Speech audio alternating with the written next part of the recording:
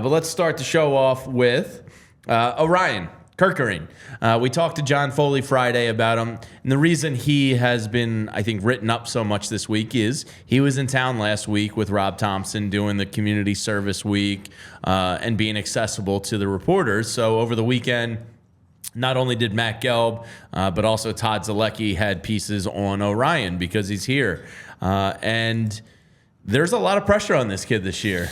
You know, as both pointed out, which tell me, I think this is from Gelb's piece, and Zalecki pretty much had the same exact words, so I almost think it's more or less been told to them.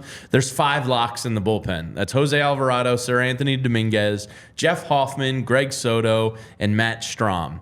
And then there's Orion Kerkering.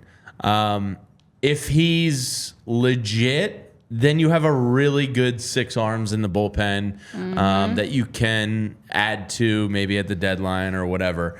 Obviously, we'll get to the Hader and the Stevenson news, which kind of put the spotlight on Orion for me as I was sitting there last night, like reading everything and doing the internet roundup. I went, okay, no Hader, no Robert Stevenson. They're really putting all the eggs in Orion's basket. And from everything you've heard about the kid, from reading over the weekend to talking to John on Friday, I think he's up for it. But a lot of pressure on Orion this year. Yeah. This is a big spot. Listen, there's a lot of pressure on a number of guys for the Phillies. And Orion's definitely one of them. And I'm excited for us to continue talking about this because it's been a common theme we've addressed with the Phillies of the fact that there's this expectation that guys are just going to be better.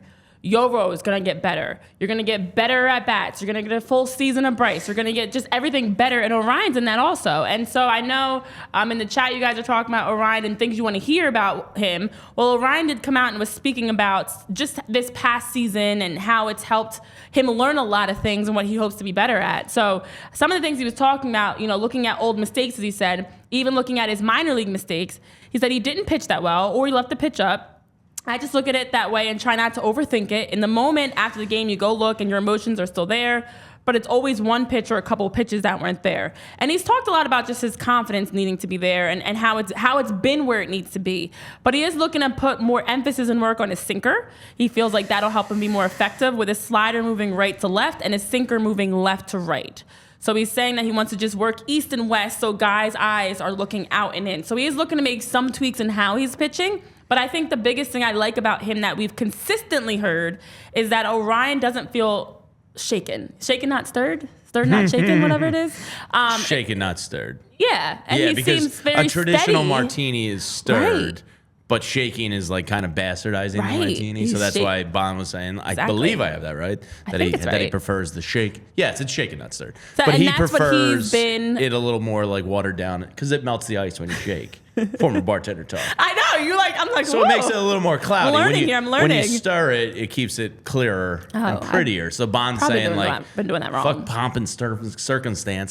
Just shake that, get it real cold and give me that martini. Yeah, and So he that's doesn't Orion. care. He's like a martini. He's shaken, not stirred. But I like that he's been very big on, I'm confident, I know where I'm at, I know where I want to be.